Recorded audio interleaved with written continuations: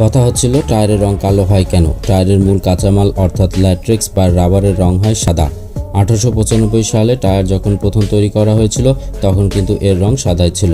তাহলে এখন কেন কালো? হয়তো অনেকেই বলবেন যে রাস্তায় ধুলোবালি, ময়লা এবং কাদা যেহেতু টায়ারে লাগে তাই কালো রঙকেই বেছে নেওয়া হয়েছে। কিন্তু না, এর পিছনে যে কারণ রয়েছে তা শুনলে হয়তো অবাক হবে। মূলত টায়ারের আয়ু বাড়াতে এবং টেকসই করতে রাবারের সঙ্গে কার্বন ব্ল্যাক মেশানো হয়। শুধু টেকসইয়ের জন্য নয়, দীর্ঘদিন ধরে গাড়ি বা সাইকেল চালাতে চালাতে টায়ারের গ্রিপ নষ্ট হয়ে যায়। তাছাড়া রাস্তার সঙ্গে ঘর্ষণে গরম হয়ে ওঠে টায়ার, ফলে যে কোনো মুহূর্তে টায়ার ফেটে দুর্ঘটনা ঘটার আশঙ্কা থাকে। কিন্তু কার্বন ব্ল্যাক এখানে গুরুত্বপূর্ণ ভূমিকা নেয়। এটি টায়ারের তাপমাত্রাকে নিয়ন্ত্রণ রাখতে সাহায্য করে। এছাড়াও সূর্যের অতি বেগুনি রশ্মি টায়ারের রাবারকে দ্রুত শক্ত করে দেয়, ফলে টায়ারের আয়ু কমে যায়। কিন্তু কার্বন ব্ল্যাক অতি বেগুনি রশ্মির হাত থেকে টায়ারকে বাঁচিয়ে রাখে। তার মানে এই নয় যে অন্য রঙের টায়ার তৈরি হয় না।